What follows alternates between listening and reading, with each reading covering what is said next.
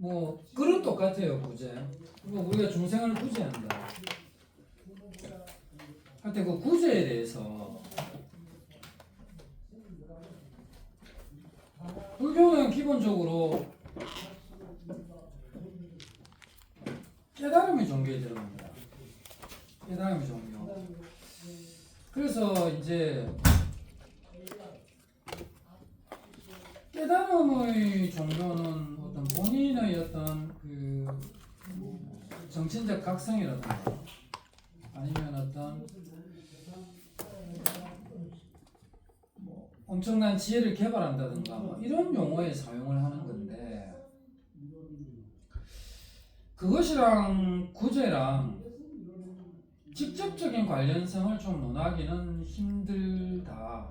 자, 그런데 인간은 어차피 혼자 살아갑니다. 누가 내 대신 안 죽어줘요. 혼자 삽니다. 그런데 인간은 또 혼자만 살 수가 없습니다. 더불어 살 수밖에 없습니다. 왜냐하면 더불어 살지 않는 인간이란 의미가 없으니까. 거기에 이름도 개념도 붙일 이유가 없죠. 독존인데. 무언가 옆에 뭐가 있어야 나도 있는 것이지 옆에 뭔가 없으면 없는 거죠. 그래서 나라고 하는 개념도 결국은 상대적 개념이다 이렇게 볼 수 있는데요.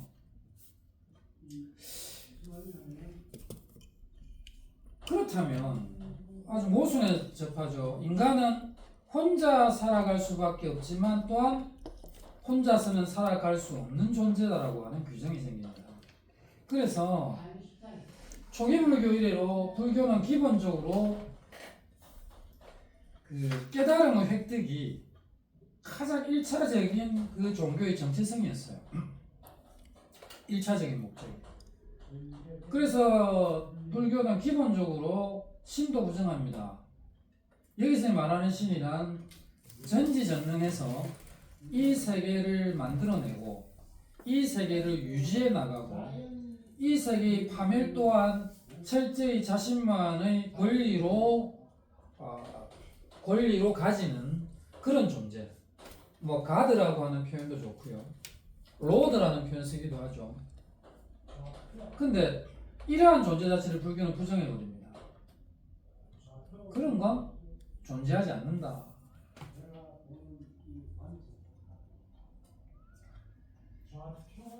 그래서 초기 불교 전통이래로 불교에서는 가장 1차적으로 개인의 정신적 각성을 1차적인 목표로 해왔습니다. 하지만 개인의 정신적인 각성이라고 하는 것 자체도 더불어 살아가는 사회에서는 일정 정도 사회와의 관계성을 부정할 수가 없습니다. 그게 불교의 현실이었죠. 왜 부정할 수 없느냐? 얻어먹어야 했습니다. 누군가의 도움이 필요하지 않으면 자기들끼리는 어떤 것도 할 수가 없어요. 출가자가 원래 일하게 돼 있습니까? 못하게 돼 있단 말이에요. 그래서 우리가 사부대종이라고 할 때 비쿠, 비쿠니, 그렇죠. 우바사카, 우바시카 이런 존재를 갖다가 의역을 해보면 비쿠는 구걸하는 자란 뜻이에요. 비쿠니는 구걸하는 여자. 누가 없으면 안 되죠. 얻어먹을 게 있어야 되잖아. 근데 우바사카는 우바세라고 부르죠. 우바시카는 우바이라고 부르는데 이 우바시카 우바사카는 무슨 의미냐 하면 받드는 자, 받드는 여자라는 뜻이에요. 이게 이름이 재밌지 않아요? 여기에 내포된 의미가 엄청난 거죠. 수행자는 기본적으로 보시를 받는데 음식을 갖다가 보시를 받는데 그거를 얻어먹는다는 생각으로 여기라는 의미예요. 그 글자의 의미가. 그런데 그러면 나는 주니까 너는 얻어먹는 놈, 나는 주는 놈 이런 관계예요? 아니죠. 나는 종이나 하인처럼 받드는 자라는 개념이에요. 주는데 그것이 시혜를 베푸는 것이 아니라 내가 받들어 모시는 이런 관계. 그러니까 불교는 뭡니까? 사부대중은 모두가 하심을 한 자들의 모임이라는 의미예요. 내가 낸 데가 있을 수 없죠. 주는 자도 받들고 얻어먹는 자도 밑에 사람에 대한 하심을 가지지 않으면 안 되는 관계가 사부대중의 개념입니다. 그러니까 불교전은 뭐예요? 기본적으로 자신의 정신적 각성을 목표로 하지만 사회와의 관계성으로부터 자유로울 수 없는 존재다.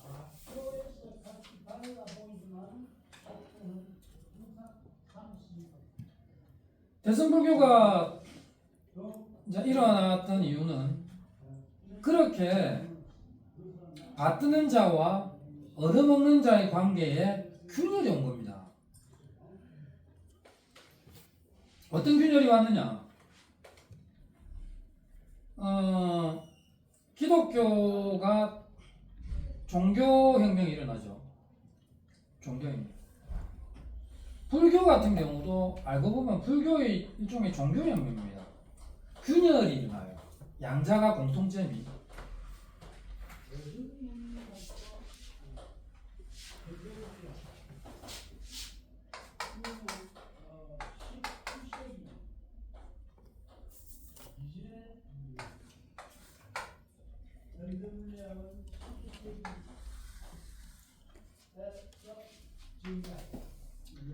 기독교의 균열은요, 신과 나 사이에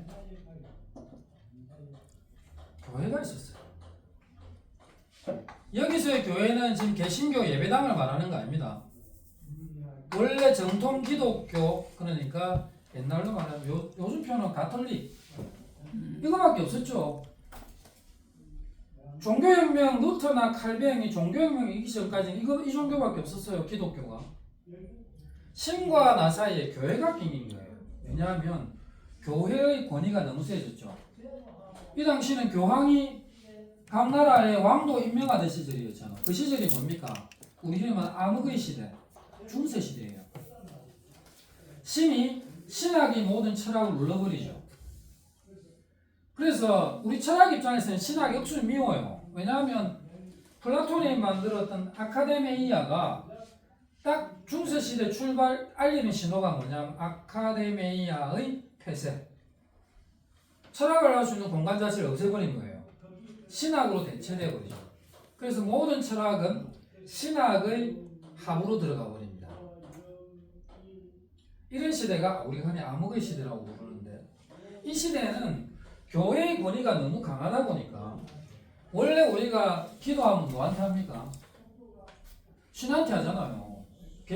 기독교인들 목사한테 기도 안 하잖아요.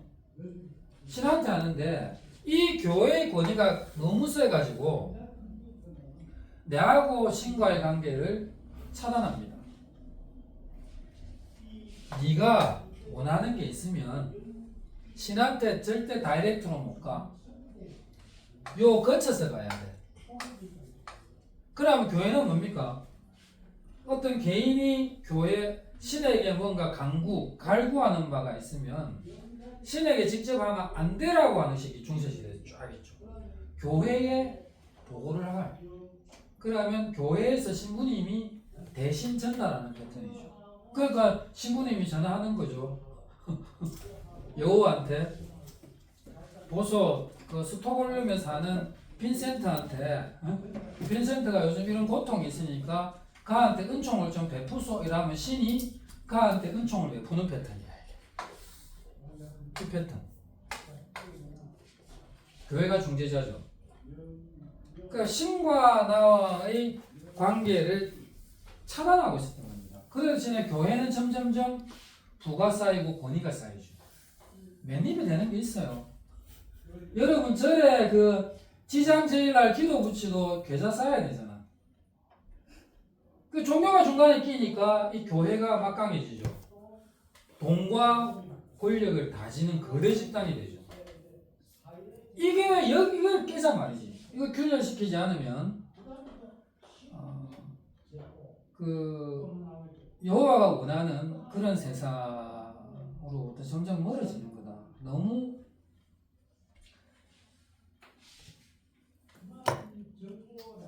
너무한 전행 중에 하나가 여러분 그 면벌부라고 있죠. 흔히 사람들은 면죄부라고 하는데 안 해요. 죄가 면해지는 게 아니고 죄는 지었는데 벌을 면해주는 거예요. 근데 정확하게는 면벌부예요. 우리식으로 표현하자면 면벌부가 뭡니까? 네 죄지은 거 다 고백해. 천주교는 고백을 하죠. 이렇게 자기들끼리 쏙닥쏙닥 하잖아. 신부는 이제 비밀을 이렇게 감춰주고 대화와 토론, 어드바이스 할 수 있는 구조가 되어 있죠. 그래서 천주교 가톨릭 사회에서는 그 심리 상담하는 직업이 안 돼요. 신부가 다거든요. 심리 상담이 잘 돌아가는 데가 어디냐면 개신교가 유행하는 국가들은 전부 다 심리 상담을 많이 해. 상담할 데가 없거든. 그러니까 신부라는 사람을 통해서 모든 것이 이루어지죠. 그래서 심지어는 자기가 지은 죄에 대한 그 대가로서의 벌도 사라집니다. 돈을 내면. 그 당시에 그 교황들이 했던 여러 가지 얘기들이 많아요. 그 당시는 집회가 없어도 전부 다 동전이었거든요. 동전인데 그 쇠통에 땡그랑하고 떨어지는 그 돈의 소리가 천국의 종소리다. 이런 교황의 메시지도 있을 정도입니다. 그 정도로 부패했죠. 부패. 이거 깨자. 이게 뭡니까? 이거 깨자는 게 개신교예요. 이게 종교혁명이죠. 그 종교혁명은 뭐냐? 이 교회의 권위를 깨려면 어찌해야 되겠습니까? 그 면벌부 죄 지은 거 고백한 내용을 종이장에 써갖고 교황 도장만 찍으면 돈 내고 교황 도장 찍으면 벌이 없어진다. 그런 것 갖고 직접적으로 말하면 탄압만 당해요. 그러니까 구조적으로 교회의 이 권위를 깨는 유일한 방법이 하나밖에 없었죠. 우리 사실 우리 불교의 스님들은 좀 그렇지는 않은데 이 교회의 그 담당자가 신부들이잖아요. 신부들의 권위 그건 어디서 나옵니까?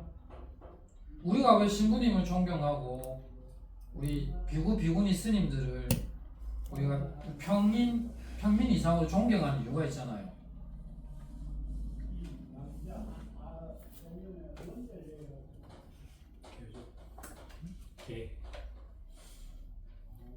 아니요. 저희 총각이잖아.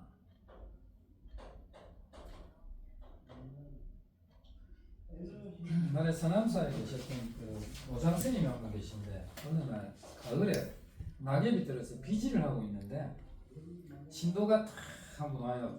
잘 차려입은 그 여자 평신도가 한 분이 다 와가지고 노스님 여기 얼마 전에 오신 총각 스님 계시죠? 이렇게 물었대요. 그 노스님이 하는 말이 이년아 나는 총각 아이가 이랬다는 말입니다. 기본적으로 결혼은 안 했다라고 하는 사실 있잖아요. 순수하고 성스럽다고 하는 그 의식이 사람들로 하여금 신비롭게 만들고 추종하게 만드는 원동력이 된다. 이걸 파악했던 사람이 누구냐 하면 루터가 그걸 파악해요. 그래서 루터는 이것 깨면 다 깨진다. 정책이야 힘 있는 놈이 내는 거고 본질적 이 구조가 개혁이 안 되면 안 된 데에서 그게 종교입니다. 딴 게 없습니다. 이것 깨자. 그래서 결혼하는 신부 제도를 만들죠. 결혼하는 신부가 뭡니까? 그게 목사죠. 결혼하는 신부예요.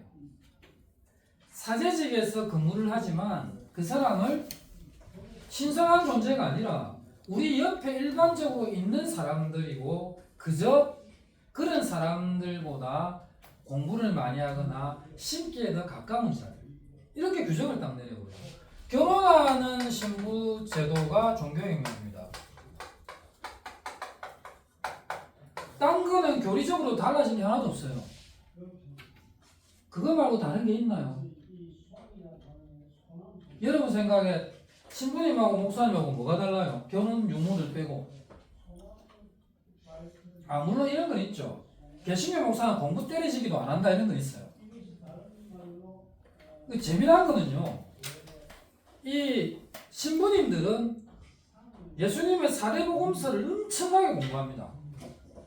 근데요, 개신교 사람들은요, 구약 성서에 대해 집착해요. 이거 희한한 일이죠. 구약 성서는 유대인의 역사잖아. 그 유대인의 역사에서지 그게 무슨 의미가 있어요, 신앙적으로. 그래서 구약이잖아.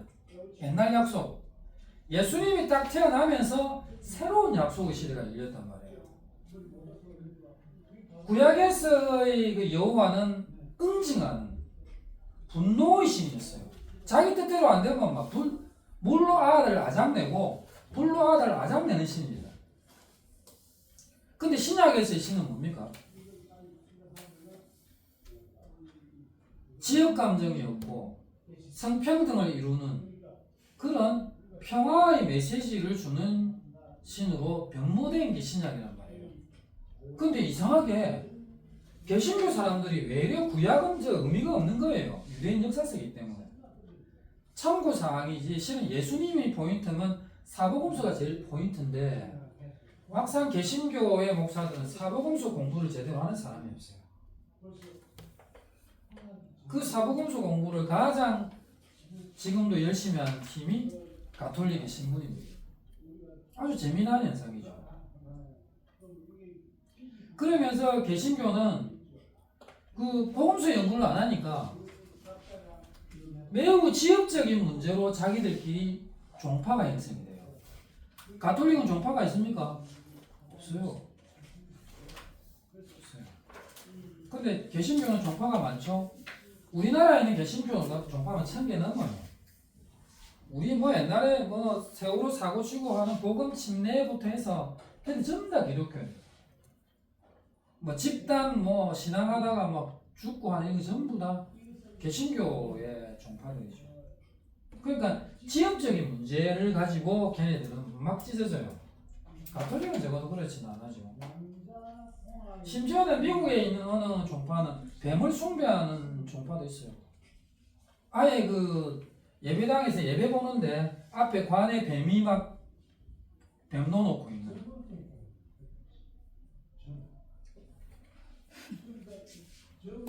어쨌거나 이렇게 그 종교개혁이 기독교의 종교개혁이 결국은 결혼하는 신부 제도를 만들었던 거고, 그래서 교회 중심이 아니라 자기들 말로는 하나님 중심 맞아요.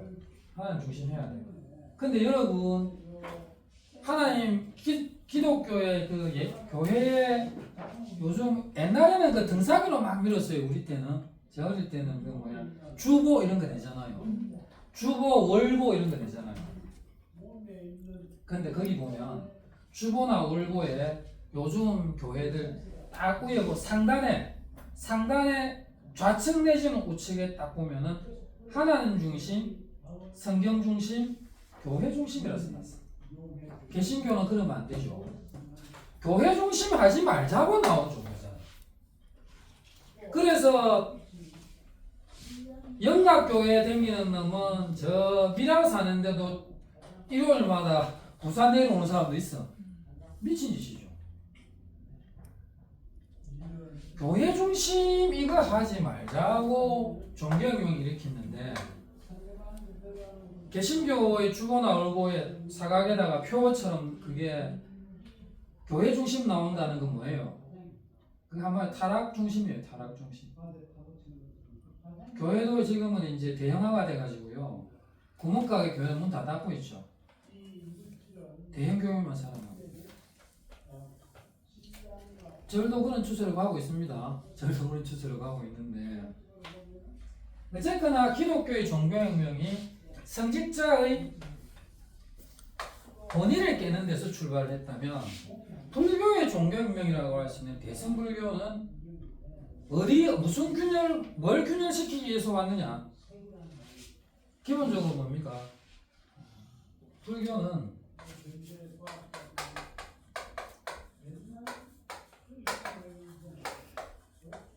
이거 하자는 거 있어요. 대부분 본질적으로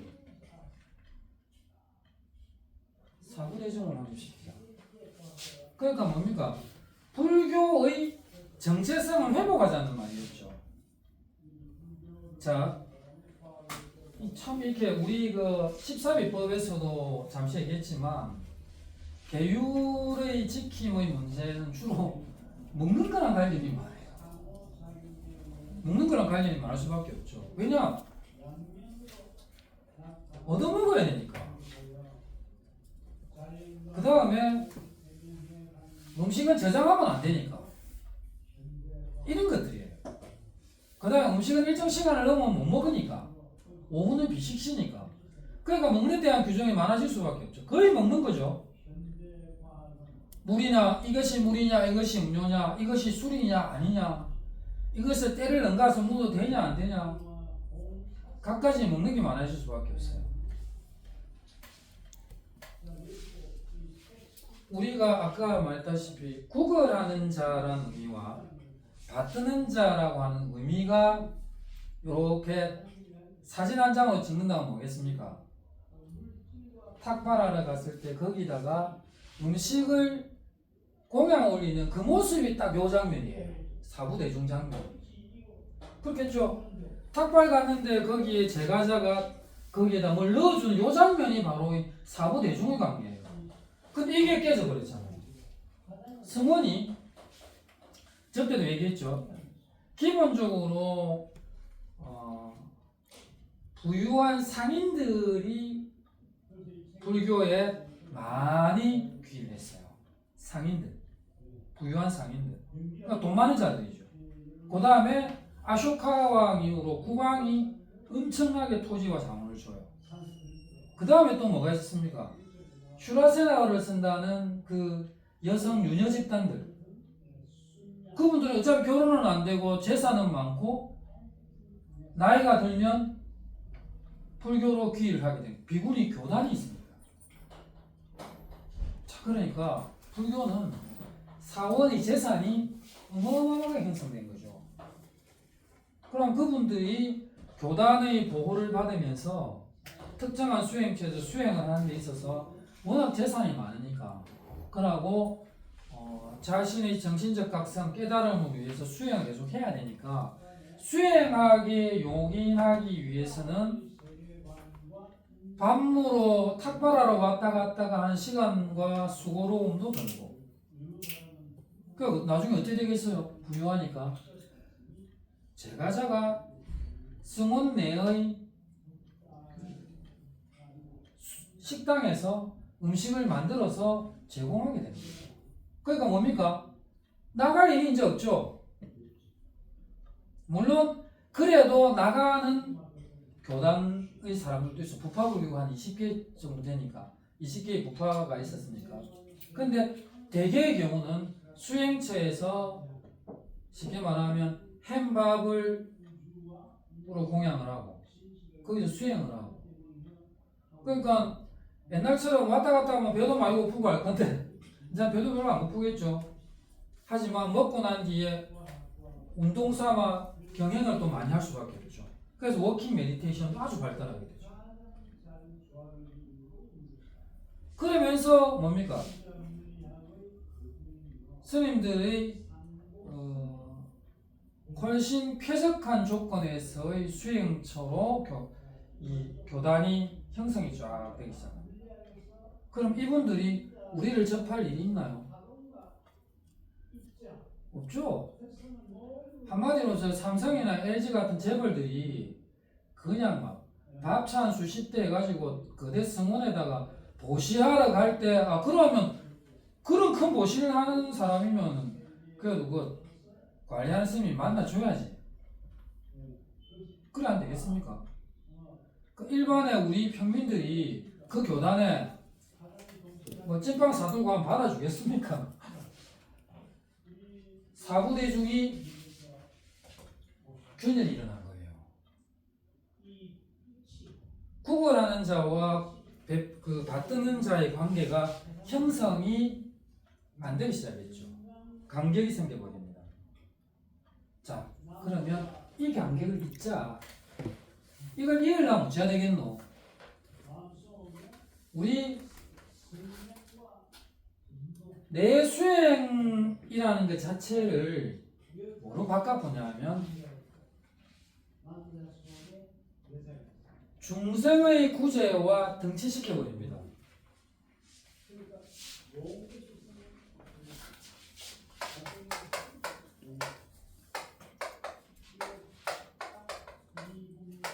수행이 곧 구제다는 생각을 하게 되죠.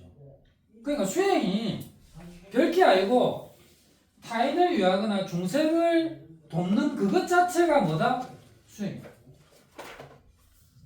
그러니까 옛날에는 수행이 중심이고 중생들과의 관계는 있었기 때문에 중생들과의 구제 문제가 수행 1순위, 2순위가 구제였다면, 근데 마치 대승불교는 뭐 기존의 불교는 자기 개인의 깨달음만 추구하지 뭐 중생구제는 관심이 없었다? 그거는 말이 안 되는 얘기예요. 그래서 십바라밀이라는 사상이 초기 불교부터 있었거든요. 그러니까 중생구제가 멀리 떨어진 게 아니었어요. 일단 우선적이고 후순위였죠. 이 관계를 갖다가 바꾼 거죠. 무게중심이 이렇게 수행 중심이 있었다면 이제 요 구제하고 수행하고 쭉 이렇게 바꾸면 됩니다. 수행 즉 구제죠. 그러니까 구제하는 그 자체가 수행의 일환이기 때문에 앞뒤 선후 관계가 없다. 그렇다면 뭡니까? 오직 구제하면 되지. 수행이고 구제인데 수행을 앞에 내세울 이유 자체도 없어진 거예요. 그래서 저는 지금도 조계종 조언종법에 나오는 뭐 자각각타 이런 말 상구보리 하와 중생, 그게 대승불교에서 할 수 있는 얘기라고 생각하세요. 왜 상구보리예요? 온리 중생, 온리 중생, 이게 대승의 사상입니다. 아니 수행이고 구제인데 말이야. 그럼 구제만 하면 되지 뭘. 그렇지 않아요?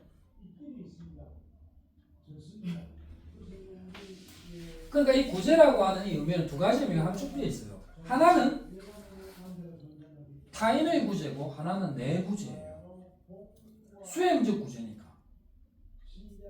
그런 대승불교에서 뭐 자각각파가 어떻고 뭐 상구보리 하와중생이 어떻고 하는 거는 그거는 공명부이죠.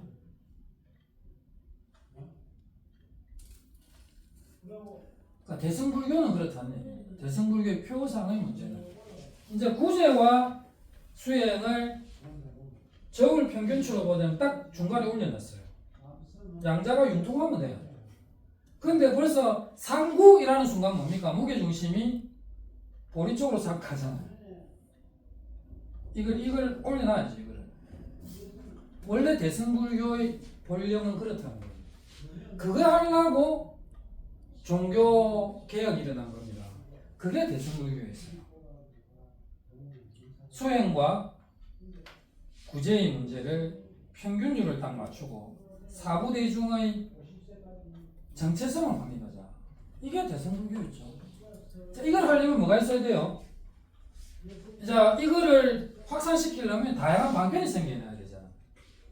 그러니까 생겨난 게 뭐냐면 구제를 해주시는 부처님이 계셔야 되고, 그 다음에 구제를 일선 현장에서 발로 뛰댕기는, 땀 뻘뻘 흘리는 구제하는 보살의 개념이 등장하기 시작합니다. 원래 초기 불교부터 보살이라는 개념이 있었죠. 있었는데 초기 불교의 보디사트바는 누구를 말하냐 하면 석가모니 부처님이 깨달음을 얻어서 열반에 드셨지 않습니까? 그분의 과거생 전체를 석가보살식이라고 불렀어요. 그러니까 적어도 상자불교계에는 일불, 부처님은 석가불밖에 없고 보살도 석가보살밖에 없었어요. 부처님 개인에 해당되는 사람이었죠. 그런데 대승불교에서 수행 즉 구제 즉 수행을 표방을 하기 위해서는 구제하는 분으로서의 부처를 많이 생산해야 됐습니다. 그런데 과거불이라고 있죠. 그 초기 불교의 문헌에 나온단 말이에요. 뭐 비바시불이 어떻고 막 나오죠. 가섭불이 어떻고. 자, 부처님 이전에도 부처님이 계셨단 말이에요. 그리고 부처님 이후에도 그렇다면 부처가 계실 것이다. 연장생산에 딱 서게 되는 거죠. 그러니까 다양한 과거와 현재와 미래를 관통하는 다양한 붓다가 생성돼야 됐던 겁니다. 그래서 미륵불이 등장하고 아미타불이 등장하고 또 구제를 하려니까 여러 부처가 필요하죠. 반편이 약사이래도 필요하고 수많은 이제 붓다들이 생겨나기 시작합니다. 자, 그렇다면 자, 과거, 현재, 미래에 걸쳐서 붓다는 계속 있을 것이고 그래서 많은 붓다를 만들었어요. 그러면 많은 붓다가 있다는 말은 또 뭐예요? 그 붓다가 전생이 있을 거 아니에요. 수행을 하던 그 인행의 시기. 그 시기는 다 보살이겠죠. 아미타 부처님 같은 경우는 법장 비구라고 하는 보살의 시절이 있었죠. 다 있단 말이에요. 그렇다면 자, 붓다가 많다는 말은 뭡니까? 보살도 많다. 자, 그렇다면 붓다에게도 어떤 이렇게 전문 영역이 생기잖아요. 아미타 부처님은 뭐 극락이라고 하는 전문 분야, 뭐 이런 게 다 약사에는 병나사주는 역할 분담이 되죠. 자, 그러면 그 붓다가 있으면 붓다 옆에는 언제나 비서관들이 따라오죠. 보살들. 그렇죠. 그걸 협시불이라고 부르죠. 옆에 사는 사람들. 협시불이 생기니까 그 협시불도 각각의 역할들이 생길 거 아니에요. 지금 현재 그냥 일반적으로 보면 아미타 부처님은 정토의 대장님. 이 정토의 대장님은 하나님의 왕국의 대장하고 비슷해요. 개념이. 주여 하면 그 사람 가잖아. 얘는 나무 아미타불은 간단 말이에요, 이게. 근데 거기에 역할 분담이 딱 되죠. 관세음보살. 관세음보살은 담당이 어디입니까? 현세의 국어군한 관세음보살이잖아. 고통으로부터 구해주고 어려움으로부터 구해주는. 그거 보면 재밌죠. 법화경에 관세음보살 그 부문품을 읽어보면 재밌어요. 형장에 끌려가는 죄수가요. 형장에 딱 도착하면요. 우리 옛날에 목에 채우잖아요. 우리 춘향이가 목에 차고 있죠, 이거. 그렇게 다 깨져 버리죠. 배가 난파를 당할 위기에도 파도가 잠잠해져요. 관세음보살이라고. 이제 그런 현세에서의 고통은 관세음보살. 자, 그러면 죽고 난 뒤의 세계는 또 누가 관장합니까? 불교의 보살들 중에 지정보살. 이런 식으로 역할 분담이 막 일어나요. 역할 분담. 약사열 같은 건 협시보살이 어떤 보살입니까? 일관보살, 월관보살이거든요. 한쪽 관에다가 해 있고 한쪽 관에 달 있고. 근데 일관, 월관보살은 바빠. 칠성광열에도 일관보살, 월관보살이에요. 칠성광열이 아시죠? 우리 칠성각에 가보면 칠성도 원래 북두칠성을 신격한 거거든. 근데 여기 불교에 중국에서 싹 들어오다 보니까 중국에서 또 부처를 하나 만들어. 칠성광열이라고. 빛이 반짝반짝 나는 열이에요. 그래갖고 칠성들을 관리하죠. 도교 영향이 아닌가요? 100%죠. 100%죠. 이제 그분은 뭘 들고 있냐면 손바닥에 법륜, 바퀴를 이렇게 들고 계시죠. 그분이 칠성광열이에요. 이런 식으로 그 역할 분담에 따라서 막 보살들은 많이 바뀌어요. 그러니까 일광월광이 제일 바쁜 것 같아요. 그거는 칠성광열의 일도 업무도 처리해야지, 약사열의 업무도 처리해야지 돼요. 일월이라고 하는 말은요, 해 뜰 때 나사주로 댕기는 보살이고 달 뜰 때 나사주로 댕기는 보살이고 이게 역할이 아무튼 이렇게 다불 사상이 생겨나고 그 다음에 다보살 사상이 생겨나죠. 그래서 초기 불교 이래로 상자 불교권은 일불일보살 여기는 다불 다보살 시대가 됩니다. 그러면서 가장 각광받게 됐던 대표적인 보살이 구제불 하면 제일 먼저 누가 떠오릅니까? 구제불 하면 아미타불 스님이죠. 그게 정토 사상이 엄청나게 확산되는 계기가 됩니다. 구제하는 부처님의 제 1등 상표니까. 이제 2등 상표가 이제 그 미륵불이죠. 근데 미륵불은요 미래불이라고도 부르죠. 미래에 오실 부처님.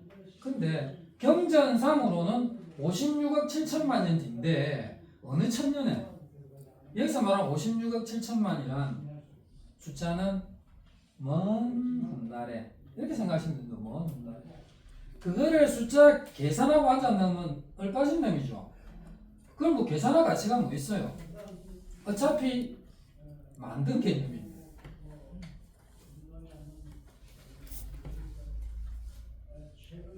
근데 이제 구제불이 등장을 한다 하더라도 기독교에서 말하는 이슬람교에서 말하는 구제불, 구제의 그 신과 우리는 이제 우리 신이라는 표현 쓰지 않는데 이 불교에서의 구제불로서의 아미타 이 양자는 방법론상으로는 유사해요.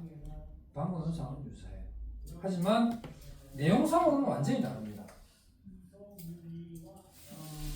알라나 야훼나 이들이 가고자 하는 그 세계는 목적지향입니다. 목적지향이죠. 영원합니다. 그들의 목적은 하나님의 왕국이 태어나는 거예요. 하나님의 왕국. 거기서 뭡니까? 영원히 띵까띵까 하면서 영원히 산다는 거죠. 띵까띵까. 물론 환경은 비슷합니다. 그 팔레스타인 척박한 땅이나 인도처럼 막 덥고 이런 땅이나 척박하기는 좀 비슷해요. 하지만 인도에는 숲이 있고 팔레스타인에는 숲이 없다. 그는 사막의 종교고 여기는 숲의 종교라는 차이가 있습니다. 그래서 이쪽은 명상이 발달할 수밖에 없죠. 숲이니까. 앉는 문화. 저기는 척박한 사막의 땅이니까 앉지 못합니다. 그 앉으면 풀풀풀 막 흙 올라오겠죠. 저는 주로 서는 문화죠. 저쪽은 서는 종교면 얘는 앉는 종교예요. 숲의 종교와 사막의 종교의 차이는 있습니다. 그런데 그러나 이러나 되게 덥고하기 때문에 기후적으로는 서늘해야 됩니다. 기후적으로 서늘하고 맑은 공기가 존재하고 청정하죠. 사시사철 기후가 온난하고 뜨겁지도 차갑지도 않고 추운 것도 더 싫거든. 그거 익숙해져 있으니까. 그러니까 물이 풍부하고 도수가 세지 않은 적당한 음료에 알코올 음료에 시동들이 왔다 갔다 하면서 뭐 주고 하는 그런 게 팔레스타인 쪽에 그거고요. 요 인도 쪽도 마찬가지죠. 인도 쪽도 선선하고 물만큼은 다 똑같아요. 문제는 이제 인도는 좀 특이하죠. 극락 묘사에 나온 거 보면은 온 천지가 금이야. 땅도 금, 가로수도 금, 그 다음 달린 열매들은 칠고로 막 이렇게 돼 있고 소리 달랑달랑 나고 뭐 가릉빈과 뭐 공명주 같은 새들이 지저귀는데 그 소리가 다 부처님 법음이고 막 이래요. 그러니까 인도는 쾌적한 조건에 물만 한 건 다 똑같은데 술이 빠져 있고 그 다음에 보석이 많다는 거예요. 인도인들이 보석을 엄청나게 좋아하는 것 같아요. 그들의 사유 방식에 그런 게 있나. 특히 금. 다이아몬드는 이 경전, 이 불교 경전 나올 때 이런 때는 다이아몬드라고 하는 개념의 보석이 없었습니다. 다이아몬드라고 하는 보석 개념은 19세기에 처음 생겨난 개념이에요. 왜냐하면 그냥 그 이전에는 다이아몬드 원석이 있어도 그거를 가공법을 몰랐거든요. 브릴리안트 공법이라고 그거는 뭐 64면체가 깎아내는 PC2가 되고 하는 이런 공법이 나오기 전에 다이아라고 하는 건 의미가 없는 보석이었어요. 그리고 저는 다이아는 보석이라 생각되지 않아요. 열강 없어져 버리잖아요. 그러면 열가이도 뭡니까? 형태만 변형되지 않잖아요. 예. 근데 그걸 현대 그 학자들, 영미식 학자들은 영국 학자가 지었죠. 다이아몬드 수트라 이래요, 금강경을. 그 엉터리죠. 그 다이아몬드 수트라가 되냐고. 그거는요, 원래는 썬더볼트, 벼락경 있나요? 벼락경. 벼락경입니다. 원래 금강경은 원래 이름은 한문으로 하면 병력경이라고 되겠네요. 그렇죠? 병력. 빠방! 번개가 내리치는 거예요. 그 왜 내리치느냐? 우리의 번뇌를 절단시키기 위해서. 그래서 바즈라 찌에디카, 브라제냐 파라미타 수트라 있거든요. 바즈라가 뭐냐면 벼락이에요. 벼락. 찌에디카가 뭐 절단낸다는 말이에요. 병력으로 절단내버리는 지혜의 경전. 이게 원래 산스크리트의 원문의 그거예요. 근데 이 강력하게 끊어버리는 이걸 갖다가 금관과 같은 힘으로라는 의미로 긍정적으로 금강관야바라밀경이라고 하는데 진재스님이나 이런 분들은 제목을 반대로 써가지고 단단한 금강 같은 그런 번뇌를 벼락으로 끊어버린다는 의미니까 그래서 능단 금강관야바라밀경이죠. 금강을 능히 깨버리겠다는 뜻이잖아요. 이게 원어에 맞아요. 워낙 금강과 같이 단단한 그런 번뇌를 깨버리는 지혜다. 이렇게 해석하는데 저는 능단 금강 쪽을 맞다고 보는 사람인데 지금 우리에게 유행하는 거는 구마라집 번역본이 금강관야바라밀경이란 말이에요. 그래서 제목을 우리는 금강관야바라밀경에서 금강경이라고 하는데 원래는 뭐 능단경이나 아니면 능단금강이나 아니면 차라리 벼락 반야바라밀경 이게 더 맞을지도 모르겠어요. 벼락경. 근데 아무튼 이 다이아몬드 수트라는 좀 바른 번역은 아니다. 뭐 이렇게 좀 보여지고. 그만큼 단단한 게 다이아몬드니까. 다이아몬드는 어떤 것보다 단단하죠. 어떤 거 그 다음에 어떤 것보다 날카롭죠. 그리고 어떤 것보다 밝단 말이에요. 이 세 가지 성격 때문에 다이아몬드라고 표현한 것 같지만 오히려 번뇌 쪽에 가깝다. 금강은 저는 이렇게 생각하는 쪽입니다. 어쨌거나 대승불교는 구제의 대표적인 대명사로 아미타부를 내세웠고 그것이 사실은 동북아를 휩쓸었어요. 중국에도 다른 모든 종파들이 그 왕조의 변화에 따라서 탄압을 많이 받았음에도 불구하고 대중적으로 가장 오래 살아남았고 탄압을 적게 받았던 게 정토 아미타부처님 신앙이었습니다. 그리고 우리나라도 원효스님도 뭐 아미타 관련된 정토 삼부경에 대한 소나 이런 것 써서 주석을 다 달았고 그 이후에 우리나라에서도 우리 내면에는 계속 아미타 신앙이 늘 우리 옆에 붙어서 왔어요. 현재도 그것 때문에 절집이 먹고 살고 연불로 먹고 살잖아요. 그 다음 일본 불교는 완전히 연불 중심이죠. 일본에는 정토신앙이 일본의 절 중에 9할이다 정토신앙이에요. 정토진종이라는 종파가 있죠. 이렇게 동북아시아는 신앙적으로는 아미타 부처님 대세 이래 보시면 돼요. 아미타 부처님 대세. 그러니까 지금 동북아시아 전체로 볼 때 이 살아남아 있는 형태로 보자면 이게 유지되고 있다고는 볼 수 있어요. 구제불이 신앙의 대상으로 활성화되어 있다는 말은 이러한 것들 때문에 그나마 요전통은 있다고 볼 수 있어요. 근데 선에서 지금 우리나라는 선종을 표방하지 않습니까? 지금 표방하고 있는 모습은 요거랑 좀 달라요. 무게를 이쪽에 더 주시는 것 같더라고. 근데 이걸 또 막 그 안에서 바르려고 했던 사람이 있었어요. 청화스님 같은 사람. 돌아가셨죠. 그분 영불선 주창하셨잖아요. 영불이고 선이다. 이게 원래 부처님의 정신 쪽으로 가고 있는 거예요. 그게 사티 아닙니까?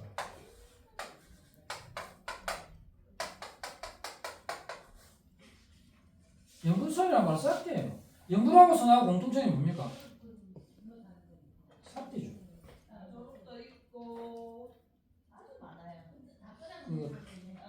예전에 누가 다도일미에 대해서 누가 묻더라고요. 다인들이. 그러면 뭐 그 다음에 선차를 한다면서 뭐 차와 선도 한 맛이고 뭐 이런 말을 하더라고요. 그래서 여러분 생각에 차하고 그 명상하고 뭐가 한 맛일 것 같아요? 당연히 그들은 알 수가 없죠. 사티에서 한 맛이에요. 행주자와 어묵동생이 다 선이라고 했잖아요. 그러면 차를 다룰 때에 일체의 동작 하나하나 있죠. 여러분 일본 가도 한번 구경해 보신 적 있습니까? 차 한 잔 마시는데 평주가 와서 하는 행위들은 절도와 가학 있죠. 수건 하나 접는 거 꼽는 것까지 이 손목 각도, 물 따르는 각도까지도 이거 하나하나에 주의 집중이 사티가 조금이라도 흐트러지면 엉망돼 버려요. 다회 자체가. 그러니까 차선 일미라든가 이런 개념은 뭐냐 하면 사티에서 한 맛이지 거기에 무슨 우리 그 감각적 욕망으로서의 맛으로 착각하지 마시라고. 어지간한 말차보다 더 맛있는 커피도 많아요라고 얘기를 해요. 그 차선 일미도 그런 의미로 이해하셔야 돼요. 사티. 그러니까 영불선도 그거죠. 영불의 고도의 사티를 붙이는 그것이 선인 거지. 선이라고는 대안은 알겠어요. 그런 의미에서의 그 개념으로 이해를 해야 된다. 뭐 저는 그렇게 봐요. 그래서 그런 의미에서 청하스님의 노력은 평가할 만하다. 그래서 돌아가셨는데 누가 금액을 또 이어갈지 한번 봐야죠. 아직은 두각되는 사람이 없긴 한데.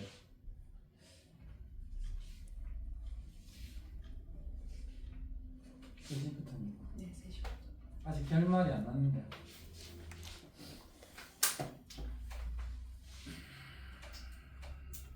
질문도 뭐 안 되겠습니다. 끊겠습니다. 네, 오늘 여기까지 할게요. 네.